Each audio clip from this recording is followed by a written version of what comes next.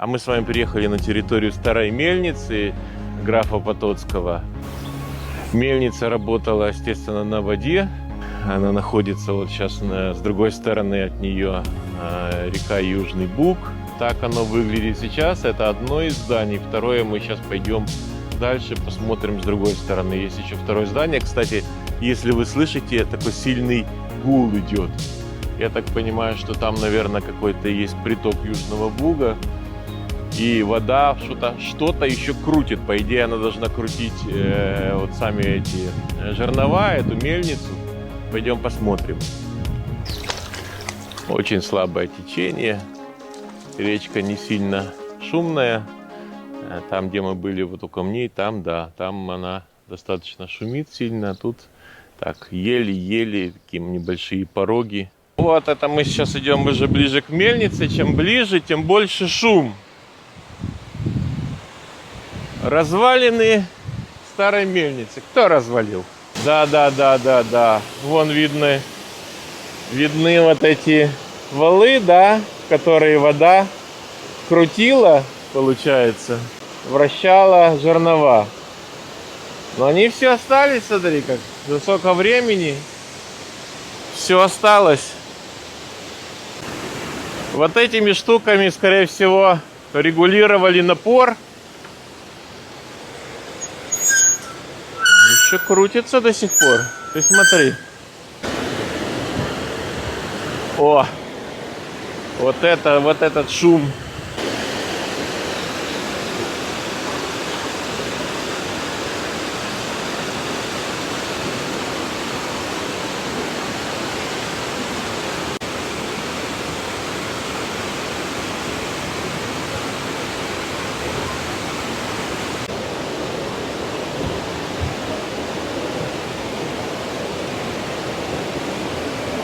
И наверху видите такие вензеля. Все это прекрасно сохранилось до наших дней. И это просто замечательно. Попробуем сейчас зайти внутрь, посмотреть, что там внутри есть. Мостик реально стрёмный. Такой не особо не побегаешь. Ё-моё. Тоже такая покрытие такое. Можно ж внезапно рухнуть. А это еще какая-то конструкция. Не знаю, для чего она нужна.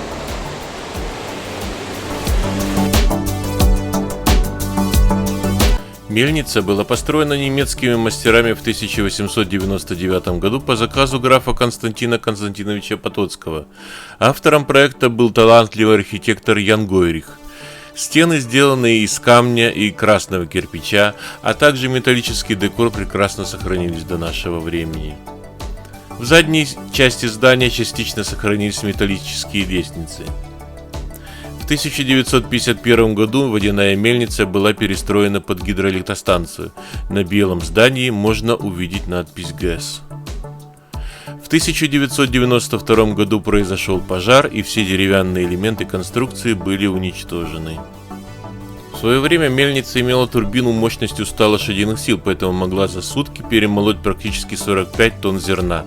Ее годовой оборот составлял около 10 тысяч тонн, а стоимость производства оценивалась в 200 тысяч рублей.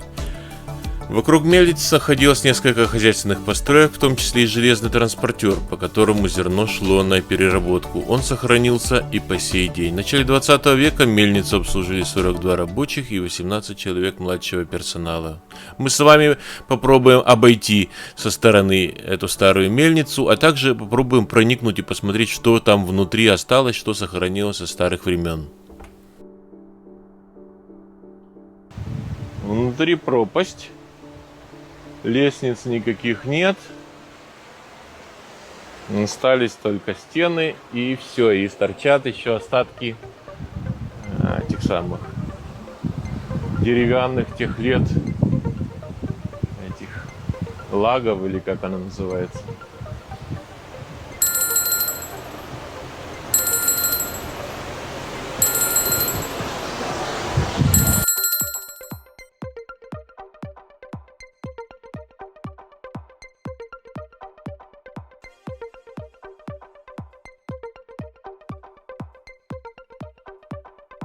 Вроде был конвейер, да, то есть такой, вон валики стоят, и конвейер вон к тому зданию, получается, что наверное, то есть муку перевозили потом вот в это здание, там уже ее там сортировали, собирали и перевозили на этих самых, на повозках. Огромная ржавая металлическая конструкция, но никто так и ее не разобрал до сих пор. Все стоит фактически в первозданном виде. Сняли, наверное, только там частично, что мешало. То мы подошли к этому зданию. К хранилищу, я бы назвал хранилище. Я, честно говоря, не знаю, что на самом деле было. То только можно догадаться, что это какое-то хранилище. Оно было на приличном расстоянии зачем-то сделано. Может быть, тут проходили какие-то стояли подводы, насыпали муку здесь, ожидали очереди на сбор муки, на закупку муки. Тут у нас какие-то остатки, ну там видно подвал, ничего интересного, но вот это видно, что какая-то, видно было для, на нее заезжала ли телега, скорее всего, да, то есть какой-то транспорт заезжал, потому что она имеет такой наклончик, и все это, конечно, там уже заросло. Наверное, кто-то вот приставил дерево, хотел посмотреть, а что там внутри. Интересно, я туда с камерой, с этим удлинителем залезу посмотреть, что там есть. А ну-ка. Да. Я, правда, ничего не вижу, но уже на постпродакшене посмотрим, что там хоть такое. Это вот сюда входил этот конвейер с мельницей. Конвейер с мельницей, который вот 100 мельницы, вот но сюда все перемещалось. Здесь кто-то живет. Но это сдают этот самый, как этот, не просто зеленый туризм, это супер зеленый туризм. Вот кто хочет, снимает себе такую цистерну с окнами красивыми, все удобства.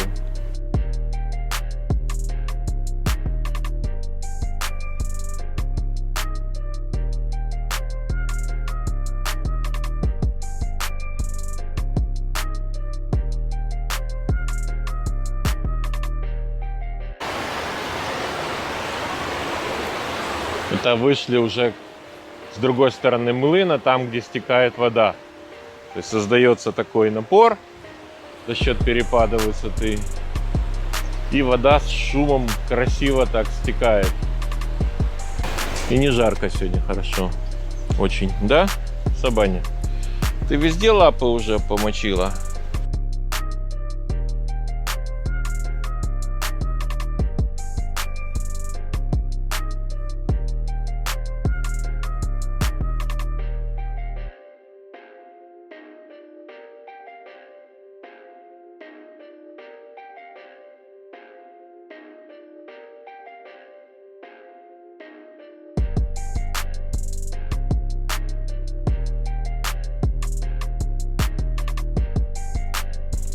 Сейчас мы с вами зайдем внутрь и посмотрим, что сохранилось из оборудования и в каком оно сейчас состоянии.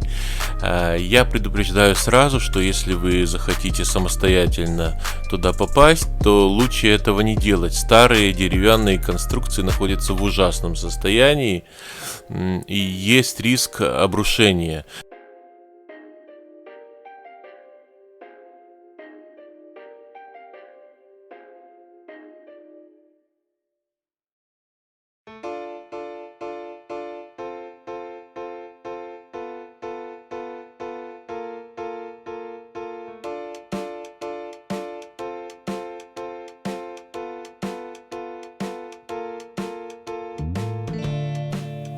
Видимо, несчастные случаи здесь уже были, кто-то пытался залезть, поэтому кто-то и также заботливо поставил такие небольшие преграды, чтобы знали, куда можно лезть, куда уже идти не стоит. Видите, да, деревянные конструкции, причем и перекрытия здесь деревянные, а строение трехэтажное, вот, перекрытия деревянные, все фактически находятся в аварийном состоянии, и если туда идти, то только на свой страх и риск. Это какие-то тут остатки техники, всякие шестеренки. Все старое, очень древнее.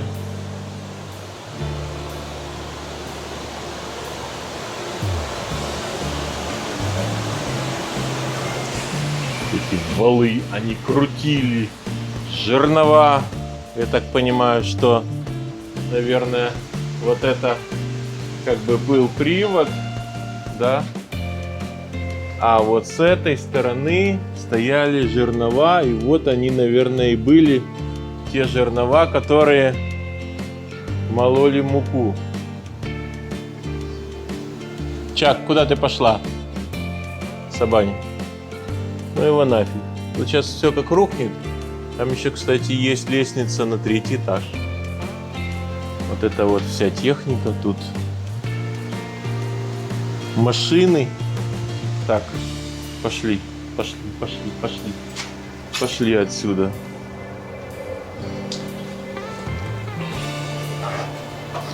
Пошли отсюда. Старая древняя техника.